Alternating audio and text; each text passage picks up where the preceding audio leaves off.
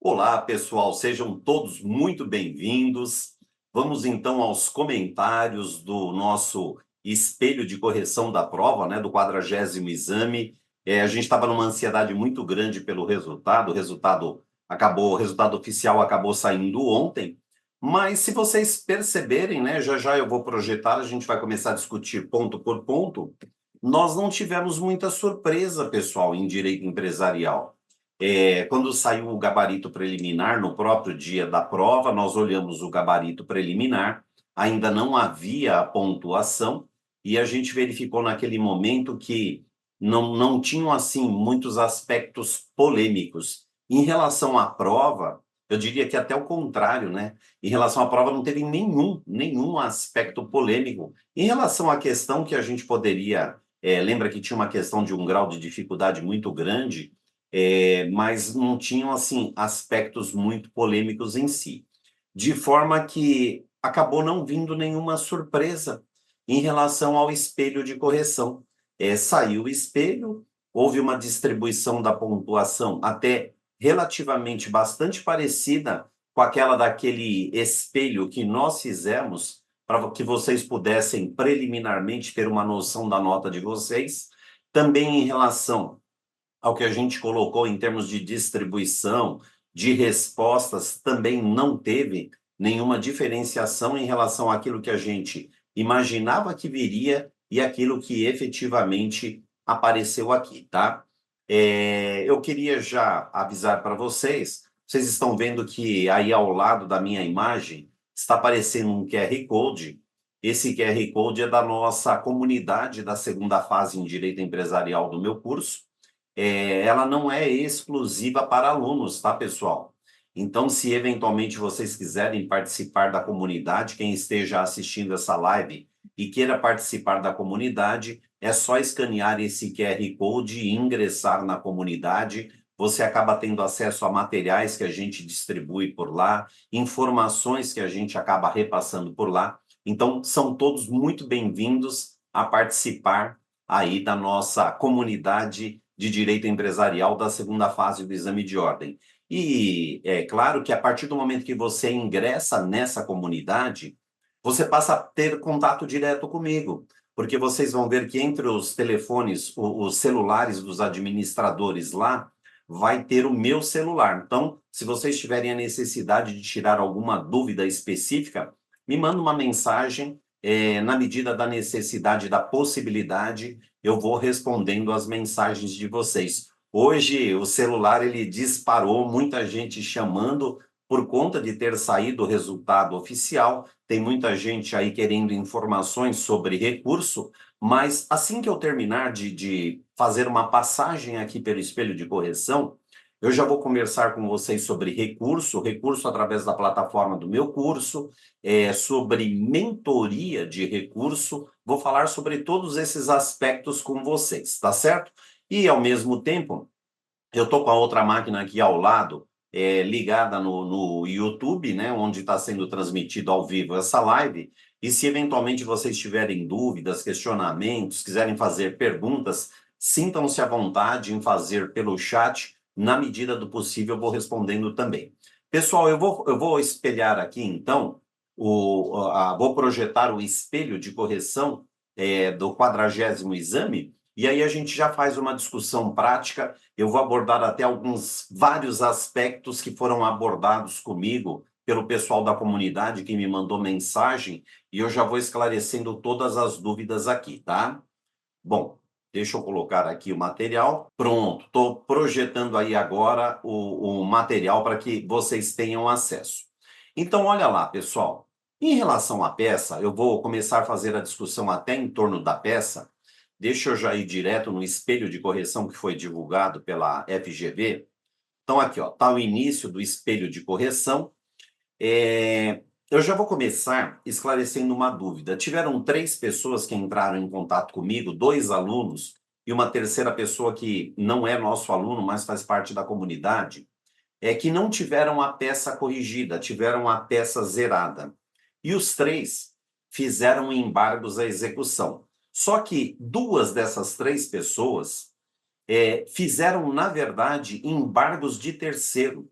toda a estrutura e a fundamentação da peça é embargos de terceiro. Só que na hora de nominar a peça, nominaram como embargos à execução. Então, o esclarecimento sobre isso, pessoal, é zerado mesmo. Não há a mínima possibilidade de correção da peça quando você troca o nome. É uma coisa que a gente sempre ensina nas nossas aulas, pessoal. Lembra de um detalhe? Existem as ações de procedimento especial, existem as ações de procedimento comum. Quando eu estou falando de procedimento especial, como é o caso dos embargos de terceiro, que foi a nossa peça da prova, por ser procedimento especial, a peça já tem um nome iuris, ou seja, o nome que é dado pelo legislador. Então, quando você vai lá no artigo 674 do Código de Processo Civil, você vai ver que em cima do artigo 674 está o nome da peça, embargos de terceiro. Significa dizer que se essa é a peça da prova, qualquer nome diferente disso que você colocar na prova implica em uma nota zero de peça, ou seja, não ocorre a correção da peça em hipótese alguma, pessoal, porque é procedimento especial. Todo procedimento especial, a peça tem um nome prevista na própria legislação. Se você trocar o nome da peça, ainda que você tenha feito a peça corretamente, não vai ocorrer a correção. O critério é esse que os examinadores possuem. O critério é, fez a peça que foi indicada no gabarito, no nosso caso aqui, embargos de terceiro, fiz, então a sua peça vai ser corrigida. Não, eu coloquei embargos de quartos, eu coloquei embargos à execução, eu coloquei embargos de declaração. Qualquer nome diferente do nome que estava na lei, a sua peça ela é zerada. Então, aí já respondendo uma dúvida, existe a possibilidade de recorrer, nesse caso das duas pessoas, que a estrutura da peça estava correta, só o nome estava errado? Não, pessoal. Não, porque o recurso não será provido, tá? Agora, se fosse uma peça de procedimento comum, pessoal, não há um nome estabelecido pelo legislador para a peça. Exemplo, ação de cobrança, ação de indenização. Aí, o nome que se coloca na peça é o nome usual. Então, nesse caso, se você coloca um nome diferente do nome que apareceria no espelho de correção, sendo de procedimento comum, ela vai ser corrigida de qualquer forma. E aí, é claro que aí o examinador vai verificar se a estrutura estava certa ou errada. Mas em procedimento especial, nenhuma chance, pessoal, de ser corrigido uma peça que não seja o nome dado pelo próprio legislador, tá bom? Bom, o que eu percebi, pessoal, nesse espelho de correção que vocês estão vendo aqui na distribuição, os fundamentos que aparecem aqui não são diferentes dos fundamentos que a gente já havia indicado naquele espelho preliminar que nós fizemos para vocês terem uma noção da nota. Então, observem o seguinte, tratava-se de uma ação de execução em curso perante a segunda vara civil da comarca de Santarém, no Pará.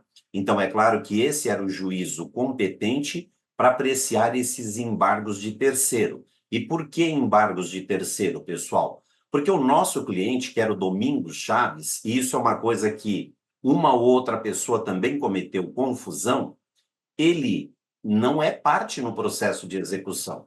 É claro que o examinador tenta confundir as pessoas ao dizer que o Domingos Chaves era sócio minoritário da sociedade que estava sofrendo ação de execução. Ora, mas se quem estava sofrendo ação de execução era a sociedade, logo o sócio, qualquer que fosse ele, um sócio minoritário ou um sócio majoritário, ele não seria parte na ação de execução. Se ele não é parte, não cabe embargos à execução. E é exatamente o contrário, é o que diz o artigo 674 do CPC. Qualquer pessoa não sendo parte pode embargar de terceiro. Então, legitimamente, se tratava de embargos de terceiro.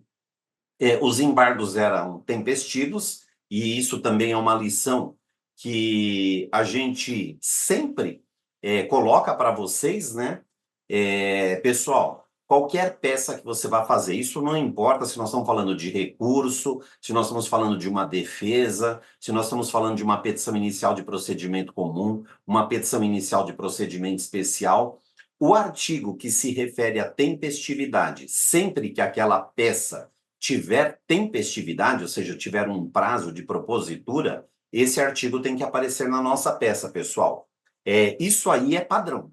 Infelizmente, isso é padrão no exame de ordem. Ou infelizmente ou felizmente, porque sabendo disso, a gente sempre vai procurar o artigo que trata da tempestividade e vamos levá-lo para dentro da peça. E veja que ele é exatamente o primeiro fundamento que aparece aí no espelho de correção. É o artigo 675, tá certo?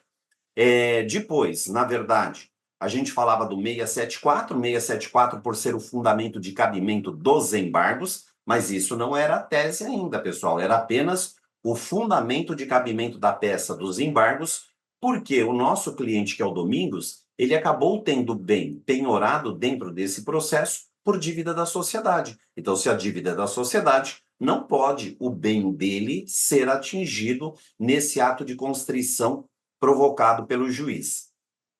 Precisava falar da legitimidade, porque nós temos duas partes lá dentro da ação de execução, né? O Banco de Belém S.A.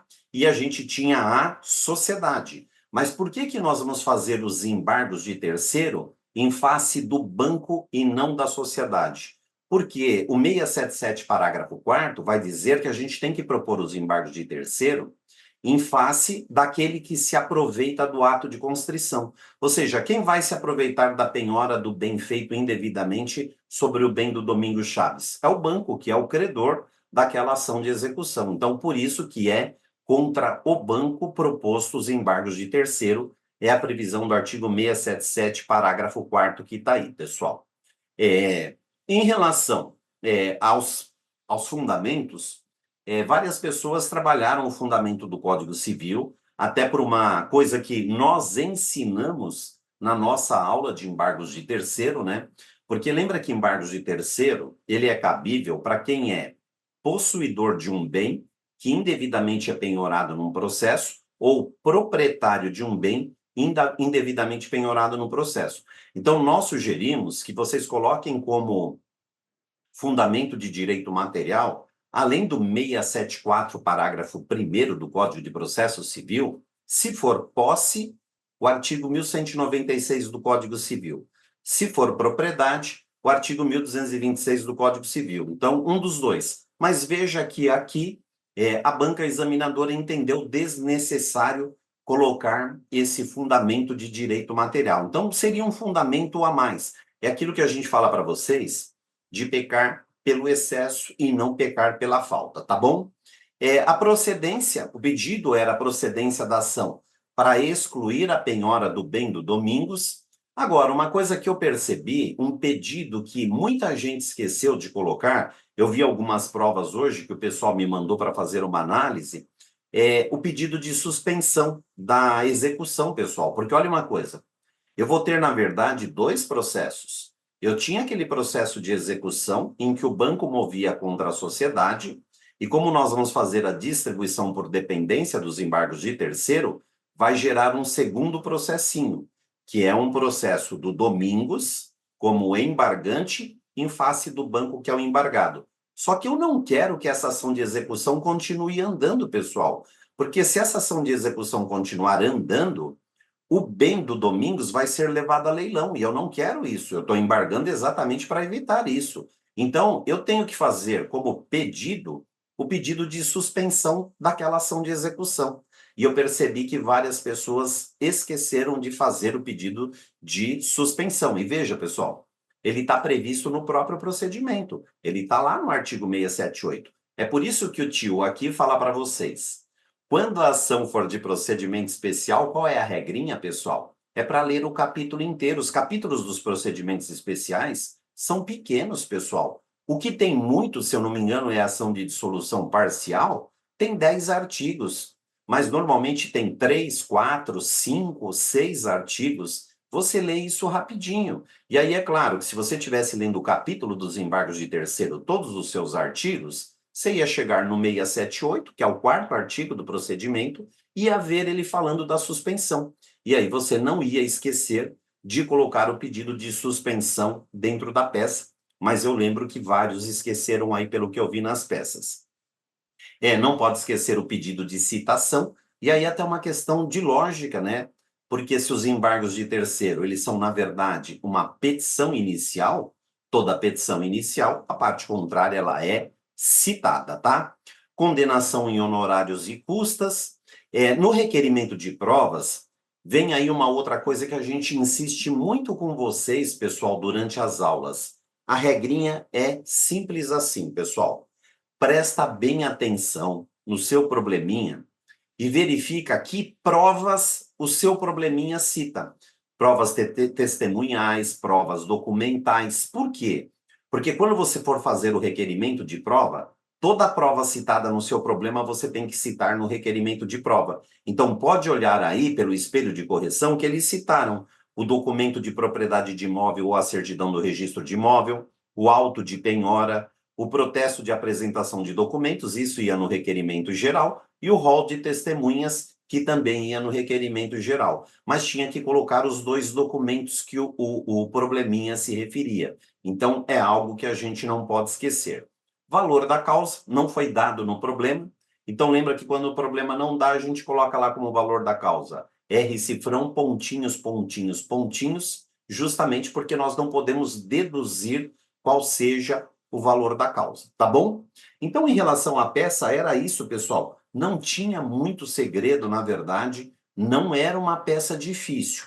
Mas para que vocês também não se sintam menosprezados, ela era uma peça técnica demais. Por isso que algumas pessoas falam assim, a peça foi difícil. Não, difícil é uma peça que a gente tem dificuldade para identificar, que a gente tem dificuldade para estruturar. Então, nesse caso, ela não era difícil, ela era bem técnica. Então, exigia você ler artigo por artigo do procedimento e não deixar faltar nada que vinha apresentado no procedimento. E é isso que eu falo para vocês. Talvez isso é a grande vantagem quando cai uma peça de procedimento especial.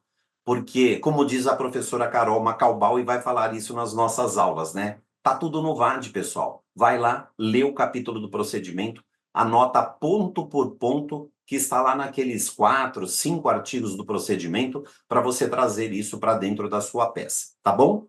Vamos fazer aqui uma análise das questões? A questão número 1, vocês vão lembrar que era aquela questão que envolvia o registro efetivo de uma marca, né?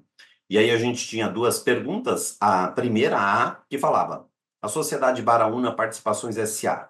poderá registrar como marca figurativa Spa da Longevidade, sendo certo que há novidade deste sinal distintivo como marca? E a B pergunta: o registro da marca tem validade vinculada ao prazo de duração da sociedade que pretende obter a sua titularidade no caso, um prazo indeterminado? Então, vamos lá, pessoal. A primeira da pergunta, veja, pessoal, o próprio examinador já deu a resposta e algumas pessoas não se atentaram para esse detalhe. Porque quando ele fala novidade, novidade é o critério de registro de uma marca, pessoal. A marca ela é registrada por segmento de atividade. Quando eu vou fazer o registro da marca no INPI, o INPI só vai conceder o meu registro se ele atender dois aspectos que vêm da própria novidade. Aspecto número 1, desde que aquela marca ainda não tenha sido registrada. Aspecto número 2, que aquela marca não venha se confundir com outra marca já registrada. No nosso problema, ele se referia a outra pessoa que usa o mesmo nome, né? Mas, no entanto, deixa eu ver aqui quem era a outra pessoa. Uma era Spa da Longevidade e a outra era Lar da Longevidade. Só que nenhuma das duas haviam sido registradas. Então, se não haviam sido registradas, não havia nenhum óbice para o nosso cliente registrar a marca. Primeiro, porque ela ainda não estava registrada. Segundo, porque ela não se confundiria com outra marca já registrada. Então, a resposta era sim, a marca podia ser registrada. O único porém que eu faço aqui, que a gente pode discutir isso em grau de recurso, é que eles colocaram exclusivamente como fundamento o artigo 124, inciso 5º da Lei 9.279 de 96, que é a Lei de Propriedade Industrial. Aí caberia também, para quem eventualmente colocou na sua resposta, o artigo 122, porque o 122 ele dá exatamente os requisitos de registro de uma marca. Então, se você colocou o 122 e provavelmente eles não consideraram como certo na sua correção, isso é passível de discussão em grau de recurso, tá bom, pessoal? Já a parte B perguntava se o prazo de registro da marca está vinculado ao prazo de duração da sociedade. Não. A marca possui regra própria lá na Lei 9.279 de 96, e o prazo de registro inicial é por um decênio, ou seja, é por 10 anos. E aí, consequentemente, depois disso, pode ir sendo renovado. Então, não há nenhuma vinculação ao prazo de duração da sociedade. É prazo próprio, disciplinado pela própria Lei de Propriedade Industrial, é o artigo 133 da LPI. Tá bom, pessoal? Vamos para a segunda questão. A segunda questão tratava de uma ação de execução em curso, né, de um banco contra uma pessoa jurídica, que é o Educandário Canoas Limitada. E aí vem a primeira parte da pergunta, que é: procede a argumentação apresentando de que a utilização de certos bens a título gratuito do controlador pela pessoa jurídica configura confusão patrimonial? Então, está se referindo à desconsideração da personalidade jurídica, pessoal. Está perguntando se, de fato, é ou não fundamento para a desconsideração. E a parte B fala: a expansão do objeto pela pessoa jurídica caracterizou o desvio de finalidade? Então, se vocês olharem, a parte A da segunda questão trata da confusão patrimonial. A parte B trata do desvio de finalidade, que são duas hipóteses previstas lá no artigo 50 do Código Civil, que trata da desconsideração. Então, era exatamente o caso da gente fazer a interpretação. Então, a parte primeira, não se trata de confusão patrimonial, e é a previsão do parágrafo 2º do artigo 50. Porque quando a gente fala de confusão patrimonial, pessoal, nós estamos falando de misturar patrimônios. E, na verdade, o enunciado estava falando de controle de patrimônio pelo sócio. Não se confunde com a mistura de patrimônio, patrimônio pessoal sendo usado pela sociedade ou patrimônio da sociedade sendo usado pelo sócio. E a B pergunta se a expansão das atividades da sociedade, aí, do educandário, se isso configuraria desvio de finalidade. O parágrafo 5º do artigo 50, pessoal, diz que desvio de finalidade não é caracterizado pela expansão da atividade. Por que não? Desvio de finalidade é a prática de ato ilícito ou, eventualmente, a prática de ato de fraude contra credor. Então, a resposta era não para as duas aqui. Essa era uma questão relativamente simples, porque era mera interpretação legal, tá, pessoal? Essa questão, a questão de número 3, é a que eu falo para vocês que era a questão que gerava um pouco mais de polêmica, porque ela era complexa demais, pessoal. Essa fugiu ao nível natural da prova, né? Então, era uma questão que poderia tranquilamente derrubar o candidato. E aí a parte A da pergunta, né, que se refere à classificação do crédito, está perguntando como que será classificado o crédito para um contrato que estava em andamento, né, caso o administrador judicial decida pelo cumprimento do contrato. Ou seja, eu sou uma empresa, estou prestando serviço para aquela determinada empresa que teve a falência decretada, e cabe ao administrador judicial dizer se aquele contrato será encerrado ou se aquele contrato será continuado. Se o contrato for continuado, o crédito que eu tenho que receber como prestador de serviço será classificado de que forma lá no quadro de credores da falida. E a parte B pergunta: qual deve ser a atuação do administrador judicial? Porque esse contrato era um contrato com que tinha uma cláusula de reserva de domínio. Era um contrato de compra e venda com reserva de domínio. Então, se era com reserva de domínio, a quem pertence o bem? O bem pertence à falida ou o bem pertence ao terceiro? O bem pertence ao terceiro. Então, o que o administrador judicial deveria cumprir, nesse caso, se eventualmente o contrato não for executado, como é que fica a questão que envolve esse determinado bem? Então, veio lá corretamente a resposta, mas tecnicamente era muito difícil chegar a essa resposta, porque exigia você fazer toda a análise, tanto do papel do administrador judicial, quanto do tratamento do crédito e o efeito jurídico dos contratos. Você tinha que ir em 3 partes do processo de falência para entender a resposta dessa questão. Então, a parte A, o crédito vai ser classificado como extraconcursal, porque se eu continuo prestando serviço após a decretação da falência, todas as dívidas que vêm depois da decretação da falência são extraconcursais, pessoal. É a previsão do artigo 84, inciso I, a linha E da lei. Já em relação àquela questão do bem com reserva de domínio, se o contrato não for executado, ele deve restituir o bem e exigir, eventualmente, valores que a empresa já havia recebido por aquele determinado bem. É a previsão do artigo 119, inciso 4º, tá? Bom, vamos para a última questão. A última questão, pessoal, por incrível que pareça, ela é uma questão relativamente simples, mas algumas pessoas se perderam na forma como formular a resposta. Sabe por que eu estou dizendo isso para vocês? Porque a gente sempre fala que quando você vai começar a resposta de uma questão, você deve começar pelo comando avaliativo, ou seja, pelo sim, pelo não. E aqui, coincidentemente, caberia tanto sim quanto não, dependendo de como você justificasse a sua resposta. E é aí que me parece que as pessoas se perderam um pouco. Porque olha uma coisa, está contando o caso de uma sociedade empresária,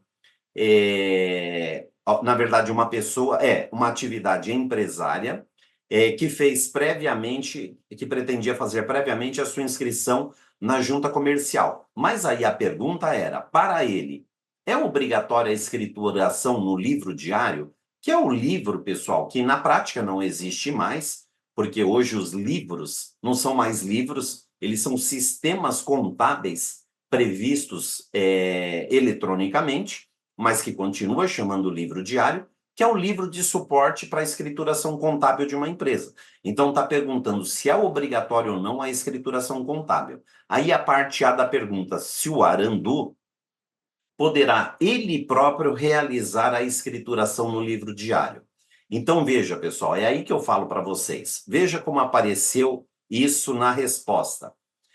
Pelo espelho, apareceu não, porque tem que ser feito por contabilista. Só que o mesmo dispositivo citado no espelho 1182 diz que é possível ser feito pelo empresário se na localidade não houver contabilista. Então dava para você responder não, como eles colocaram no espelho de correção, dizendo que deve ser feito por contabilista, conforme previsão do artigo 1182, ou você poderia responder sim, dizendo que desde que não haja contabilista na região, com fundamento no mesmo artigo 1182 do Código Civil. Então dava para responder sim ou não, dependendo da forma que você justificasse. E se você fez de uma dessas duas formas e a sua resposta não foi considerada, dá para discutir isso em grau de recurso. Já a parte B da pergunta, pergunta se o Arandu poderá autenticar o livro diário na junta comercial. Ora, sim, pessoal, embora algumas pessoas se perderam em relação a isso. Porque se está dizendo que ele previamente fez o registro na junta comercial, esse é o requisito para que você possa autenticar livros perante a junta comercial, tá? Então, pessoal, é o que eu falo para vocês. Não era uma prova difícil, né? Já falei para vocês, não se sintam menosprezados por isso. Ela não era difícil, mas ela era uma prova técnica. E aí, consequentemente, é aí que as pessoas podem ter encontrado alguma dificuldade lá na hora de responder, tá? Como o nosso tempo está avançando aqui, deixa eu fazer 2 colocações para você. Não importa se você que está assistindo essa live, se você é ou não aluno do meu curso. Qualquer pessoa que fez a prova tem direito a fazer pela plataforma do meu curso o recurso gratuitamente. Então, você entra na nossa comunidade aí, a gente presta todas as informações para você. Na verdade, na plataforma, você vai inserir as informações da sua prova e já existe associado a isso um padrão de gabarito, que no caso de empresarial, fui eu e a professora Tati que fizemos. Eu dei risada porque alguém falou assim para mim: ah, mas aquele recurso do meu curso é feito por inteligência artificial. Não, pessoal, a minha inteligência ainda não é artificial, quero dizer para vocês. Na verdade, quando você coloca a sua resposta, a plataforma vai conferir a sua resposta com o gabarito que eu e a professora Tati criamos. Então, nós não somos uma inteligência artificial. E aí, se eventualmente dentro da sua resposta, que não tenha sido considerada a pontuação, algo bate com aquilo que nós colocamos no gabarito, ele vai indicar como sendo horrível. E aí, da soma dos itens recorridos, o diagnóstico vai dizer para você se em grau de recurso você tem chance ou não de conseguir a aprovação mediante recurso. Então, basta você acessar a plataforma de recurso para você colocar a sua prova, ter esse diagnóstico e o próprio sistema vai gerar o recurso que depois você vai copiar e colar os itens na plataforma de recursos da OAB. O outro aspecto, pessoal, é que o meu curso disponibiliza, isso é para quem quiser, a chamada mentoria de recursos, gente. O que é a mentoria de recursos? Ah, eu não quero esse recurso padronizado que vocês já deixaram pronto lá. Eu quero conversar com alguém, com uma pessoa, com um ser humano, para pararem de me chamar de inteligência artificial. Eu quero conversar com um ser humano sobre a minha prova e o que pode ser feito em grau de recurso, ou seja, eu quero algo individualizado e personalizado. Nesse caso, o meu curso fornece a chamada mentoria de recursos. Você pode entrar no site do meu curso e comprar, é um produto. Então, você vai lá e compra o produto Mentoria de Recursos em Direito Empresarial. Não sou eu nem a professora Tati que fazemos essa mentoria de recurso. Os dois professores que estão fazendo a mentoria de recursos em Direito Empresarial é o professor Roberto e a professora Carla, que são os professores assistentes que elaboram os simulados de vocês, que corrigem os simulados de vocês. E o trabalho que eles desenvolvem é um trabalho feito em conjunto com a gente. Então, quando nós montamos aquele gabarito preliminar, eu e a professora Tati, nós discutimos com toda a equipe de assistentes. Eles participaram daquela elaboração. Então, eles têm um conhecimento aprofundado disso. Tá certo, pessoal? Bom, nós temos só mais um minuto, está encerrando o nosso tempo aqui. Vou ressaltar de novo, aí ao lado tem o QR Code. QR Code com o seu celular para você ingressar na nossa comunidade de segunda fase em Direito Empresarial, pessoal. E aí você passa a acompanhar todas as informações sobre a segunda fase, você vai receber alguns materiais, você vai receber links de algumas aulas, de eventos que nós realizamos, e como eu falei para vocês, olhando lá nos administradores, vocês vão encontrar o meu celular de contato. Se vocês tiverem dúvidas, quiserem esclarecimentos, me mandem mensagem direta e aí eu tenho enorme prazer em ajudá-los e responder, tá, pessoal? A gente faz isso dentro da possibilidade, né, da nossa correria do dia a dia, mas ninguém fica sem resposta, tá bom? Então, pessoal, muito obrigado pela atenção de vocês e quero desejar sorte para aqueles que pretendam entrar aí com recurso para obter resultado. Se o seu caso o recurso já não é possível de reverter, então seja muito bem-vindo ao nosso curso de repescagem e eu tenho certeza absoluta que a gente vai virar essa página da sua vida, tá certo? Pessoal, muito obrigado. Fiquem todos com a minha bênção.